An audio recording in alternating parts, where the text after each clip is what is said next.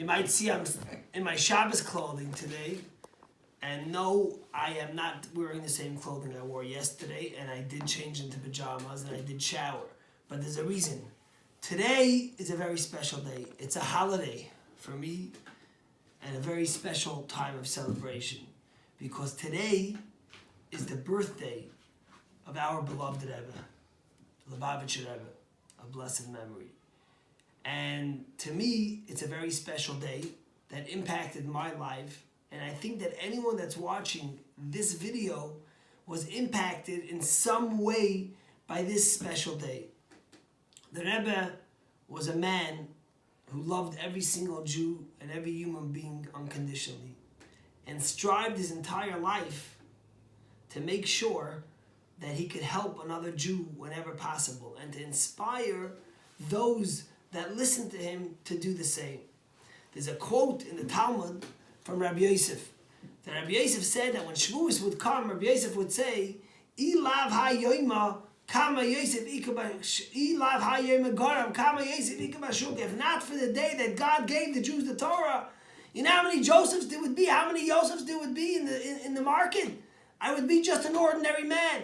But today, that God gave us the Torah on that special day, it changed my life because I studied Torah. And the same thing is that what I say, that if not for the day of today, of the Rebbe's birthday, of the gift that God gave us, what would I be? And how would my life have been enriched in the way it is today, where I merit to be an emissary of the Rebbe and to be able to reach out to people and hopefully help people's lives and inspire them spiritually and help them materially. It's the greatest gift that I could have. The Rebbe is unequivocally the greatest leader of our past generation, of our generation now, who literally impacted and revitalized Judaism after the Holocaust. And I want to tell you two thoughts from the Rebbe. One is a thought on the Haggadah that you might have heard before, but it's the Rebbe's birthday. And the other is a story that happened with the Rebbe that I think is very inspiring. And hopefully leave you with something that you could maybe make this day more special for yourselves. And do a mitzvah, maybe wrap tefillin today, maybe call a friend who needs something, maybe give charity, maybe be kind to your spouse, maybe study with your kids, but do an extra special mitzvah today in the merit of this great soul that is shining upon all of us. And the first is, of course, about the four sons. Probably one of the most talked about parts of the Haggadah. And you know that we have four sons. One is the wise, which of course all of you think you're the wise one. Then there's the wicked son, which probably many of us might be. Then there is the simple son.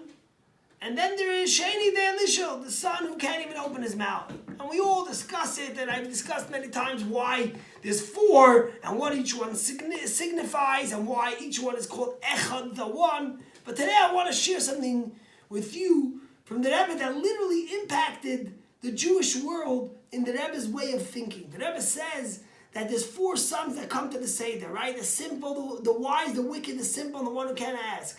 But the Rebbe says then there's a fifth child. Who's the fifth child? The Rebbe says the fifth child is the child who never shows up to the Seder even. And the Rebbe said that's our job of this generation, to get that child who never comes to the Seder, who sits away from the Seder, who doesn't care enough to even show up. And we have to inspire him and get him to come to the Seder. That's the way the Rebbe's thinking was. The Rebbe wanted that every Jew should be inspired and impacted by his Judaism, no matter who, where, when.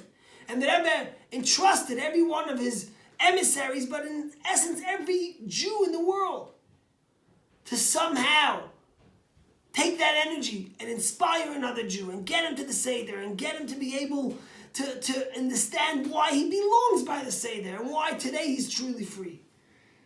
So, first of all, I task you with that. But before I go there, I want to tell you a story that happened in the 60s that I might have told you before, but it always makes me think about the Rebbe's way of thinking and the Rebbe's visionary. In the 1960s, the Federation of Greater America was thinking of a way to really have the Jewish people at their Seders remember the Holocaust and all the people that were killed. 6 million Jews, 1.5 million children. What a terrible thing. And they asked everyone to please, they came out with this campaign. They tried to get all Jews involved, that everyone at their Seder table will have an empty chair that will sit empty to remember one of the Jews that were murdered by the Nazis that are not able to be at a Seder today because of that. Imagine how powerful that would be and how powerful that is to remember the 6 million. And everyone should remember at their table, there's a cheer for someone who's missing. So they made this big campaign. They wanted to get Chabad involved. And they sent a letter to the Rebbe asking the Rebbe if he would join this campaign and get all Chabad rabbis. Imagine if you get all the Chabad rabbis on board, there would be more people. So that's what they did. And they asked the Rebbe, and the Rebbe wrote back to them like this, and listen carefully.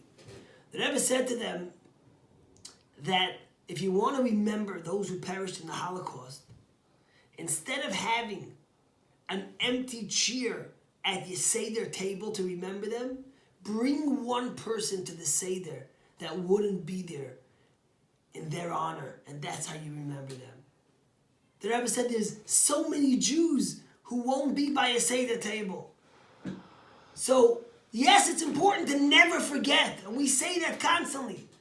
But how do you never forget? By remembering, by being active, by making a difference, by bringing one more Jew closer to his Judaism. If we inspire one more Jew to be involved and engaged in their Judaism, and that's how we defeat the Nazis and the haters, and that's how we have a true victory. This is what the Rebbe epitomized. All his life, the Rebbe yearned in the positive way to reach out to one more Jew, to think about one more Jew. The Rebbe had sleepless nights when people wrote to him with a worry, someone that was going through a hard time in their marriage, someone who was had a surgery, someone who was having financial troubles. Every human being, every person, the Rebbe dedicated his time to them with love, unconditional love, and care truly for them, not because there was a motive, not because they would give him something, not because he needed a friend, but because he truly cared about another soul that God created and wanted the best for them. And I think that today, on the Rebbe's birthday, it's important for all of us. Think about it. Every single one of us has somehow been impacted by Chabad. If it is when you're on vacation in Kathmandu or Nepal, if you're on vacation in Thailand, if it's when you had a kid in college who was stuck somewhere and needed a meal or a seder, if it was when you were traveling somewhere or you were at a hospital and you needed something, if it was the Torah teachings on Chabad.org, or was you met the Rebbe in person, every single one of us, through either directly or indirectly, has been impacted by the Rebbe. How do we share that love? How do we impact someone else? How do we make that continue? The greatest birthday gift we could give the Rebbe on this auspicious day is by picking up your phone and calling one more person and inspiring them that they will have a special Passover, sending them what they need, making them feel good, celebrating with them. That's what I leave you with. And I want to say one last thing. We have a tradition. Since the day I was born, I only missed 2 years of the Rebbe's birthday being by him. One was when, in the 1990s, mid-90s, I went to Singapore for Passover, and they needed me to come for a month, and they convinced me to go early. I didn't want to, but I went. And the second was when my son Moshe was born on the same day as the Rebbe was born. But this year I can't go to the OL, to the Rebbe's gravesite to pray. But it's a very auspicious day.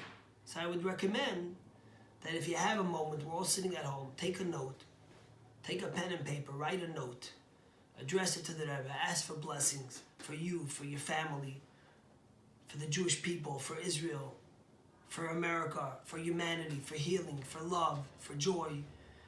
You can send it to ohel@ohel.org, which is ohel@ohel.org, or you could call 718-723-4545. I'm sure you will all be blessed in the merit of this auspicious day, that we should all be blessed together to have a kosher and a happy Pesach, full of celebration, full of love, full of happiness, and we should be truly free in every sense of the word. L'chaim!